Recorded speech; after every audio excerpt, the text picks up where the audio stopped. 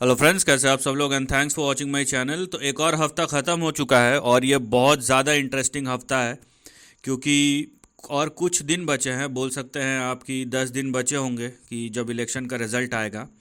और देखिए, मैं ऐसे बात नहीं करता कि ऐसा हो सकता है वैसा हो सकता है, हो बहुत कुछ सकता है।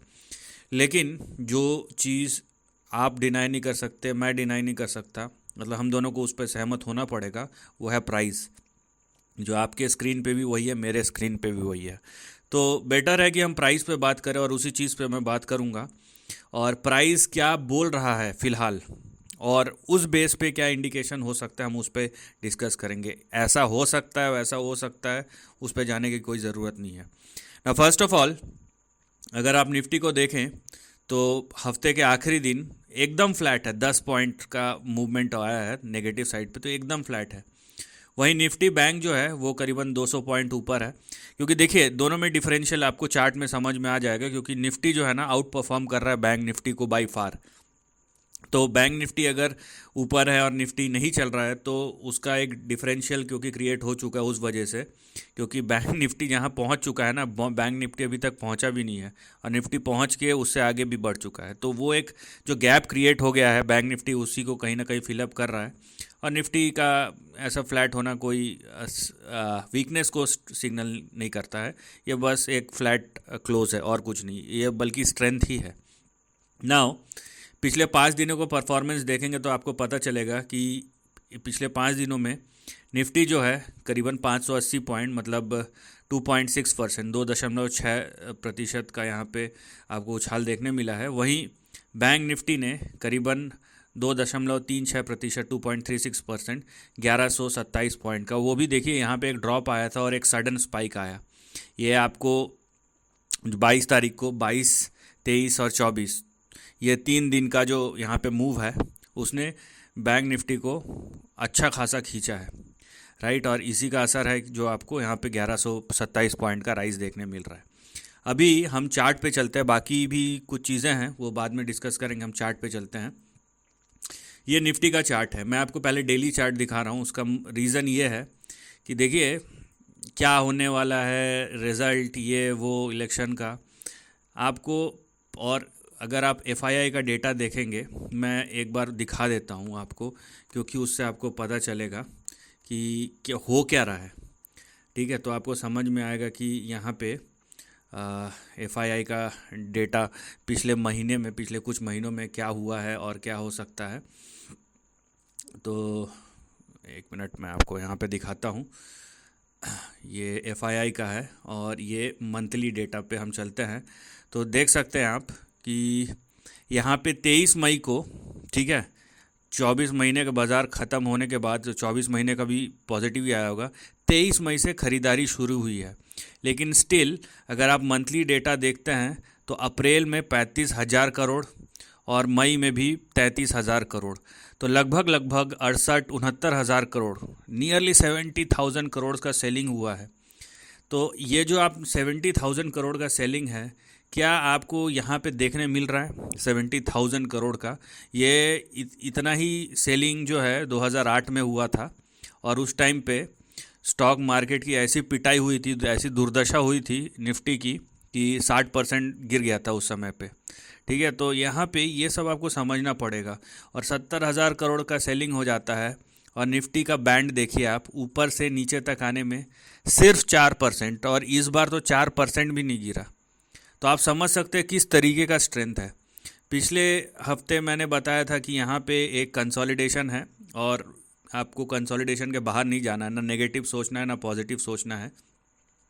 और एग्जैक्टली वैसा ही कुछ हुआ है कि नीचे आपका सपोर्ट 22,774 और 22,935, और ऊपर जो रेजिस्टेंस था 22,800 के आसपास। इसको थोड़ा सा मैं एडजस्ट करूँगा, हाँ 22,800 पकड़ लीजिए। तो अब 22,800 के ऊपर कंफर्टेबली ट्रेड कर रहा, और निफ्टी इलेक्शन से 10 दिन पहले ही अपने लाइफ हाई पे चले गया है। आपको जो चीज़ फ़िलहाल ध्यान देना है वो ये है कि 22,800 के नीचे नहीं जाना चाहिए निफ्टी। उसके ऊपर जितना जाए, देखिए मैं इस वीडियो में लेवल्स की बात नहीं करूँगा, मैं ट्रेंड की बात करूँगा। ठीक है, कि क्या प्राइस जो है वो क्या बोलना चाह रहा है। अब इसमें आप अपना कैलकुलेशन लगा लीजिए, ये तो फॉल्स ब्रेकआउट है, शायद फिर से वोलेटिलिटी आए, बहुत कुछ हो सकता है। लेकिन बाज़ार अगर इलेक्शन के पहले, वो भी 10 दिन पहले बिफोर हैंड, इस तरीके का प्राइस मूव दे रहा है और यहाँ पे एक ब्रेकआउट दे रहा है, तो समझ लीजिए कि बाज़ार का कॉन्फिडेंस क्या है।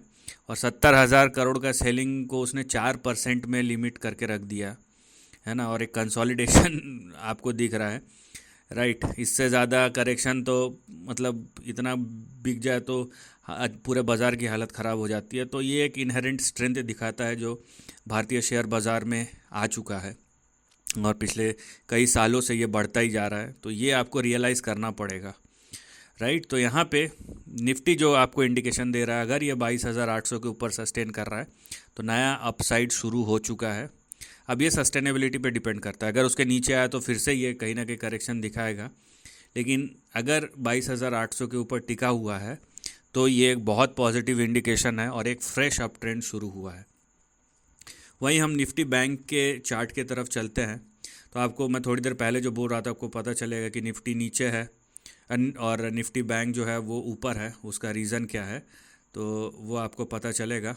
तो यहाँ पे आप देख सकते हैं कि निफ्टी बैंक जो है, ठीक है, उसमें वोलेटिलिटी देखिए आप, राइट।